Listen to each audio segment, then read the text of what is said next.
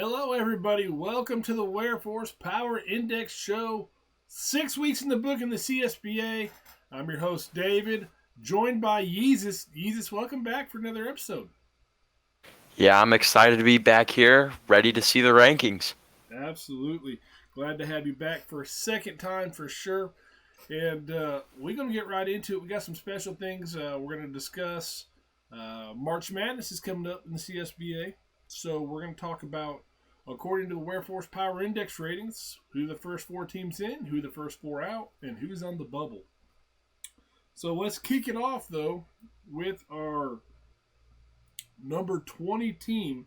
And needless, we'll just go back and forth talking about these teams and what they got going on for them. Sound good? Sir, All right. So here we go. Number 20. We got Pitt. Talk to me about Pitt. it had a tough loss there against Providence last week, but Diddle recorded 8 blocks. That's a new CSBA record. Had a tough season. I mean, they have Georgetown next week. Definitely a tough matchup. But UConn there at the end definitely could be a 3-win team going into the conference tournament. Yeah, for sure. All right. Well, let's look at number 19. We got Alabama. Alabama, they had a tough loss to LSU last week too, and the road doesn't get any easier for Roll Tide. I mean, they have um, Tennessee here next week, and then they have Kentucky, but two huge conference opponents, and I'm excited to see what they'll do. Yeah, and the SEC. Everyone thought it was Tennessee's to lose. Kentucky's making some noise, but if Alabama was to sneak with 2 wins in the last 2 weeks, or really even split their last two games, they'll be in really good shape going into the conference tournament. All right, well let's move on to number 18. We're moving right through them. And number 18, Oregon State, moving up 8 spots after a huge win against Gonzaga. A huge upset for Gonzaga. A 2-point game went down to the final. Oregon State had already beat Kentucky, which we just got done talking about, compared to the SEC. So, big win for Oregon State. 2 quality wins. Looking at their strength of schedule, it's eighth overall in the entire league. So 3-3 record. They got UCLA, Oregon. They got an opportunity to make some noise in the Pac-12, which we thought was well decided with Gonzaga. Gonzaga showing now that Pac-12 may be open. So let's move on to number 17. Making their debut in the Ware Power Index rating this season in the top 20 is Arizona State. What about Arizona State? Arizona State, they started the year off 0-2, but you could see right there 4 straight wins, looking to keep it going with Oregon. These last 2 games are really going to be the toughest test. I mean, they have Oregon and Gonzaga back to back.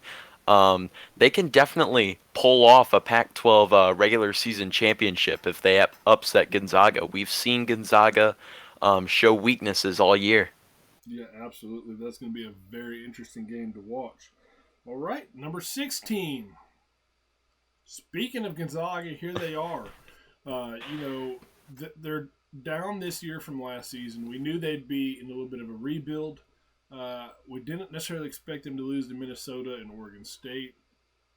They do have USC coming up, and then that huge game, which very well could decide the regular season title for the Pac-12, depending on how some other games fall. But looking at Gonzaga, what hurts them too is those losses that they have. Their strength of schedule is dead last in the entire league. So that's 45% of the formula, and they're dead last. So they dropped 4 spots this week, Jesus. All right.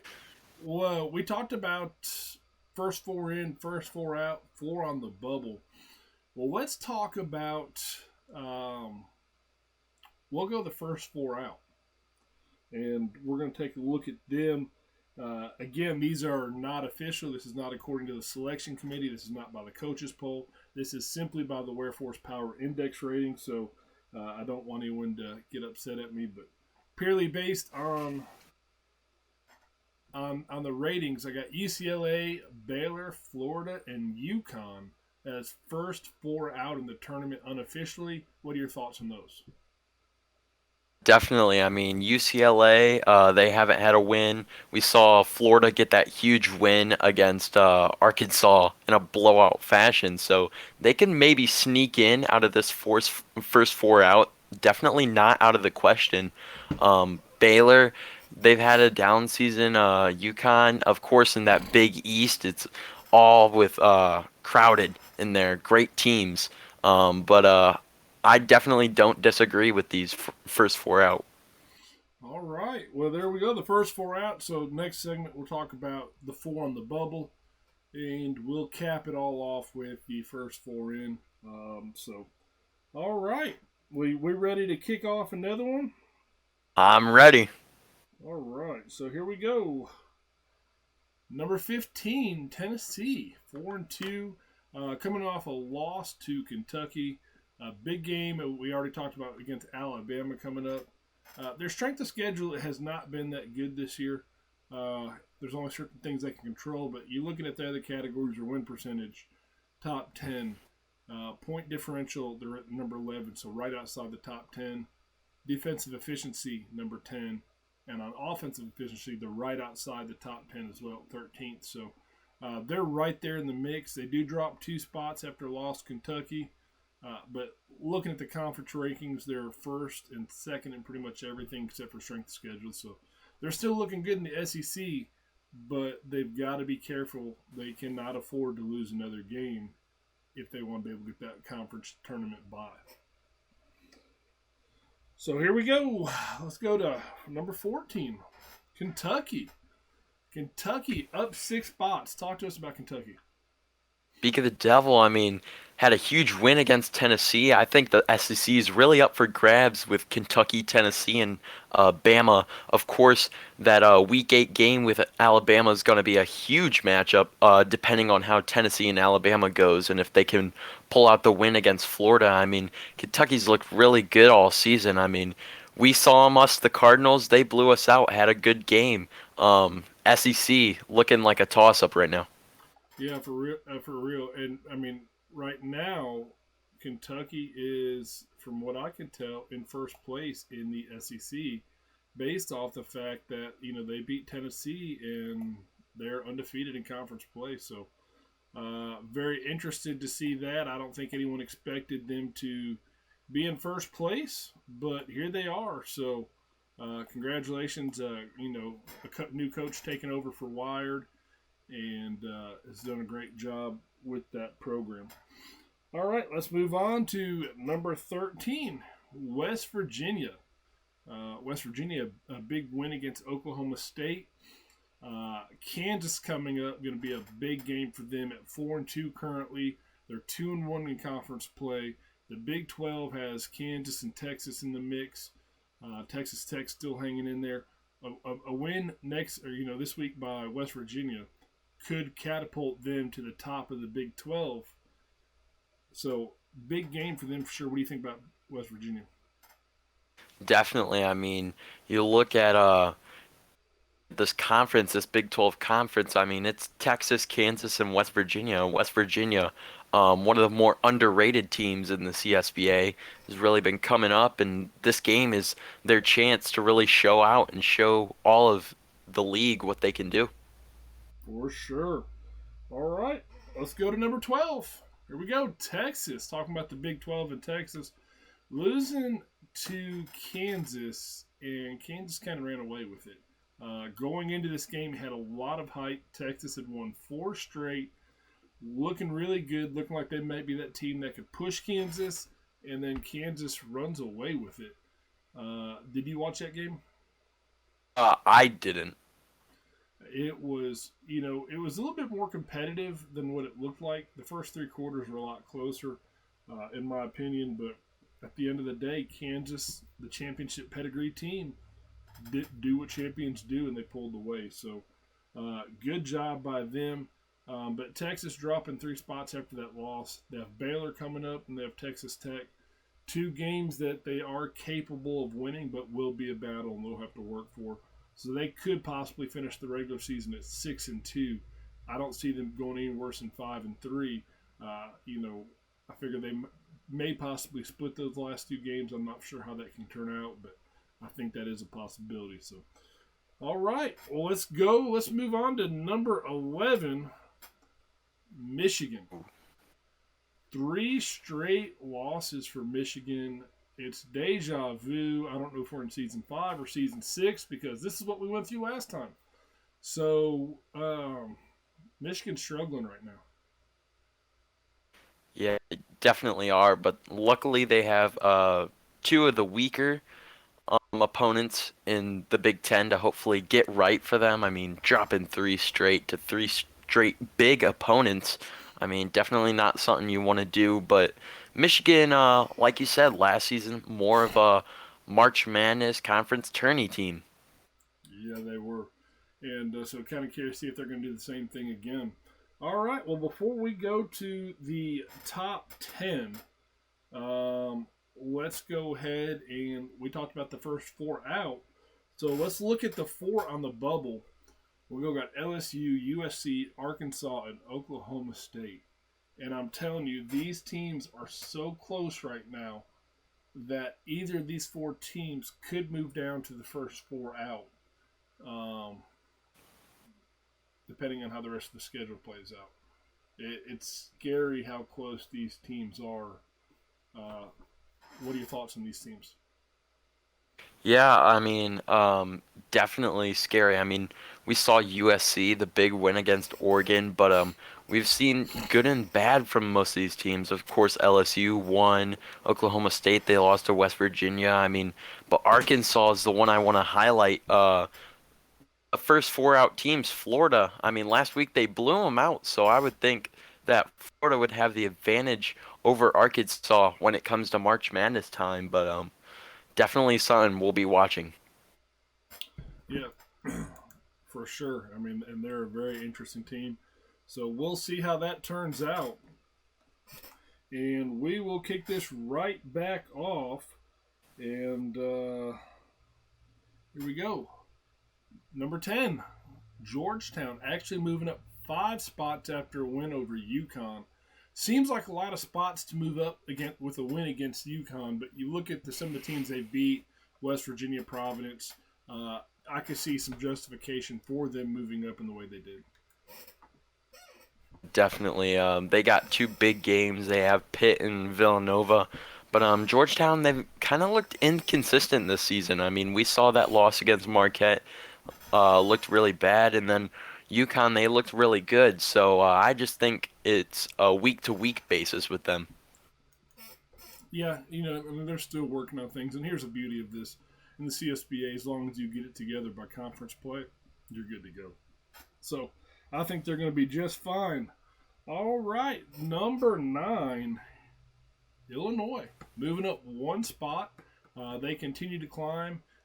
They've gone through the state of Michigan, beat both of them teams in the last 2 weeks, and they actually broke 100 points last week against Michigan State. Second time this season they've cracked 100 points. I mean, they're looking pretty solid right now. I think they're well ahead of the learning curve that anyone expected them to be in. Definitely. I mean, this next game, this week against Iowa is going to be absolutely huge. Could decide um, second place in the Big Ten. Of course, Ohio State, they're undefeated right now, so Yeah, I mean, that Big Ten is going to look really interesting to see how that plays out for sure. All right, let's go to number 9 here. Or excuse me, number 8, Providence, 5-1, a big win at Pitt. Um, I mean, Providence second place in the Big East in all the statistical categories except for strength of schedule. They're looking really good so far. That loss to Georgetown in conference play does hurt them. So technically, Georgetown and Providence are tied for second, but Georgetown has the head-to-head. So that puts Providence in third right now in the conference. They need to get a couple more wins. And that last week is definitely going to be hard to get a win against Marquette there. Marquette's undefeated, and get the regular season Big East title here. Must be really tough for the Friars. Yeah, and this week against Villanova, Coach Phillips over at Villanova, coaches a really good team. So I think that Providence Villanova, I think those two teams match up against each other personnel wise really well, and so I think it's going to be a really exciting game. Looking forward to it. All right, number 7, Iowa. Going back to the Big Ten here, talking about them. They're in position to possibly be playing for the number 2 spot in the Big Ten. Um, with the record right now, they are undefeated, so they're technically tied with Ohio State for the regular season title. But they got Illinois and Ohio State coming up, so week 8 very well could decide the regular season title for the Big Ten. But they just got to take care of the task in front of them right now. I mean, they have Illinois, and this season we saw Illinois is no joke. So these last two games are definitely going to be tough for the Hawkeyes. It'll be interesting to see what they do. It will, and it's interesting that they've won 4 straight, but they still dropped 1 spot after beating Minnesota. So very interesting to see that. All right, let's go to number 6 here. Number 6 is Kansas. Kansas moving up 1 spot. Kansas been taking care of business. 3 straight wins, including the state of Texas, both teams. Kansas is looking like that championship team that they've been in the past. They were the first multi-time winner in the CSBA of the championship and looking to stake their claim at another run. What do you think about Kansas? Definitely, 3 straight wins in conference play is huge. That win against Texas was absolutely huge for the conference.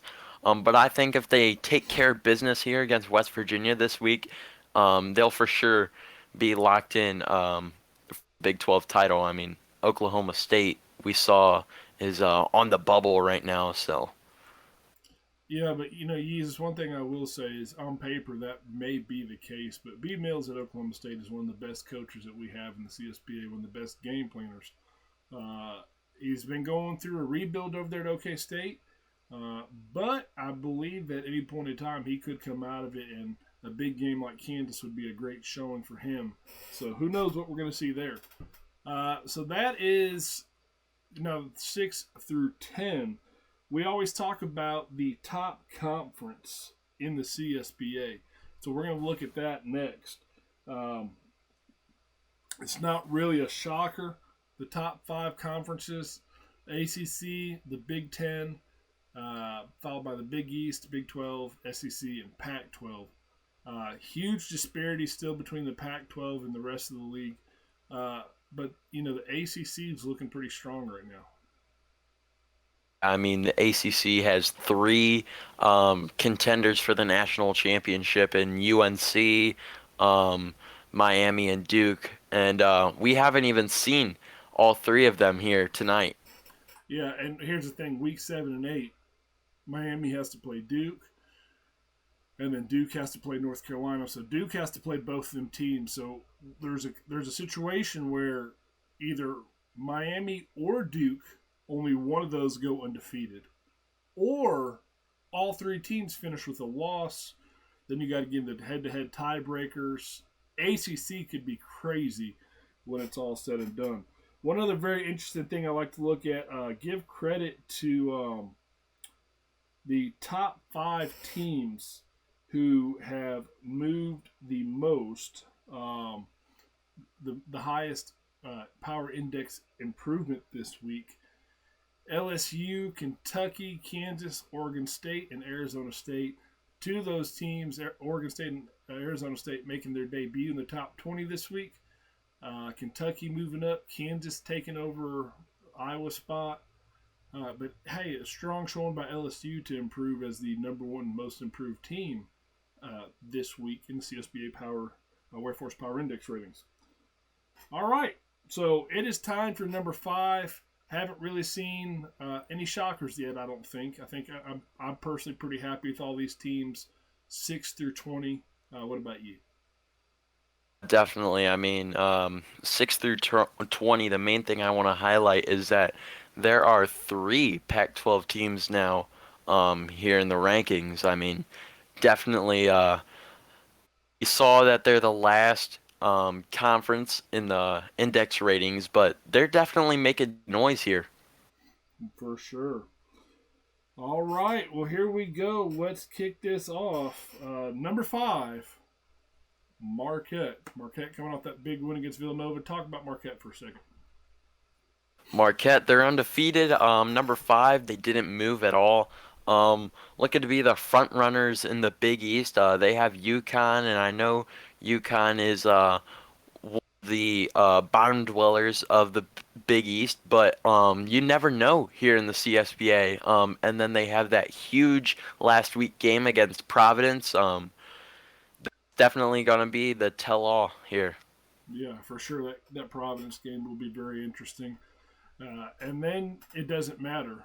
After the regular season's over with, it doesn't matter what your record was during the regular season. Then it's win or go home. So very interesting. But looking at the Big East rankings, Marquette number 1 in everything except for strength of schedule in conference, in top 10 in every category except for strength of schedule, with 3 of the 4 of the categories in the top 5. So I mean, they have been really strong this year. Some good quality wins. Scoring 90 points in 4 straight games. That's pretty impressive in the CSBA. So, all right, number 4. You ready for number 4? I am. Do you think there's any change? Last week we had Ohio State, Duke, North Carolina, and Miami. Do you think there's any change this week? I would say North Carolina goes down, maybe a spot. Okay. Well, let's look at number 4, see what we got. We got Miami again. Miami does not move. They stay at the number 4 spot. Miami undefeated, as we've already talked about, having a phenomenal season. Top 6 in every category except for strength of schedule in the entire league. So really a well-balanced team offensively, defensively, getting some wins. They've played Illinois. They've played North Carolina. They walked away with wins in both of those. They fought Louisville to the very end and got the win. So uh, great games for them, but they have a test coming up this week with Duke that, I mean, it's going to be an exciting game. It's absolutely monumental. Gonna be a great game. It very well could decide the ACC regular season title. I think it pretty much will give, and of course this is unofficially because I don't have control over it. But from what I understand, if Miami was to beat Duke this week, they would claim the regular season crown by way of tiebreaker. Even if they lose in week 8, they would have the head-to-head over North Carolina and Duke. So I do believe they get the regular season crown. I was doing the ticker stats for for this week, and out of the last 20 games, I think Miami's had 2 losses. Wow. Miami's been good for quite a while now. They're really scary, so uh, we'll see what they do. All right, so that's number 4. It's time for number 3. Who do you think it is? Oh, number 3, I would say Ohio State. Okay, okay. North Car- Oh, North Carolina. They stayed the same spot wise. Their rating did go up just a little bit. The win against Louisville. They've won 2 in a row again after that loss to Miami.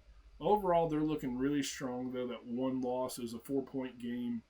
I mean, it was really close. Their point differential is 125 to the good, so that 4-point loss. I mean, that hurts when you see that one loss when you're so far up on point differential. But great season for North Carolina so far. really great season. I mean, they have that week 8 game against Duke, and that's going to be a huge game, like you said earlier. Um, Definitely, very well, like decide the ACC if it ever gets to that point. Yeah, and where the chaos could kick in if Duke beats Miami week 7, North Carolina beats Duke week 8, they all have a loss in conference, and they all have a loss to a different team. So the tiebreakers almost, they're going to have to go to a third tiebreaker, and I'm not for sure what the third tiebreaker is. I think it's point differential, but I'm not 100% for sure on that. So anyway, just talking about possible chaos in the ACC. All right, here we go. Let's look at number 2 and possible drum roll maybe. But here we go. Duke. Ooh. Uh, I mean, it's close. I mean, look at Duke. Other than strength of schedule, first in 3 out of 4 of the categories, second in the other category. I mean, a solid season, big game, 20-point win against Syracuse. They are rolling and not looking back at this point. I mean, their closest game of the season was a 15-point game. They had two 15-point games, Louisville and Virginia. I mean, other than that, I mean, it's got ugly. Yeah, I mean, they have a lot of momentum going into two of the biggest games of the year for all of CSBA. Absolutely huge, and definitely this will prove what Duke is made of. Of course, they had that win against Iowa, another big win. But two games are really going to be spectacular. Yes, for sure. So that means we know who the number 1 team is. So let's just go ahead and take a look at that, and that's going to be Ohio State again. Ohio State had themselves a ball game this week. It was a 10-point game, so it was a lot closer than Ohio State would have liked it. But I mean, Michigan's still a good team. Ohio State had to work hard for it. They're in the top 3 in every category except for strength of schedule across the league. First in the Big Ten and everything except for strength of schedule. I mean, Ohio State is looking dominant. Ohio State's looking too good, and I think it's very lucky that the day I wore the Ohio State shirt on this show, they get number 1. So pretty exciting. But the week 8 game against Iowa gonna be huge. You've seen Iowa; they're number 7 in the rankings. I mean, it's gonna be a big battle. Yes, it will. So with that, we will look at simply who the first 4 in right now: Ohio State, Duke, North Carolina, and Miami. Unofficially would be the first 4 in, but 3 of those teams, all from the ACC, have to play each other. But that's pretty impressive. Last year it was the Big Ten had 3 teams at the top, and this year the ACC with 3 teams at the top. And what's you look at what these teams did last year. Miami's Miami; they were in first place last year, but Duke and North Carolina make the turnarounds that they did, and to be this high up is very, very impressive. So it's crazy week in the CSBA. Several upsets happen. Lots of chaos happened. But it was fun. And here we go, week 7. We looking for some more possible upsets. I mean, it's going to be crazy. Just going to talk real quick about some of these games. And I had a hard time with the pick'em this week. I normally don't have too hard of a time.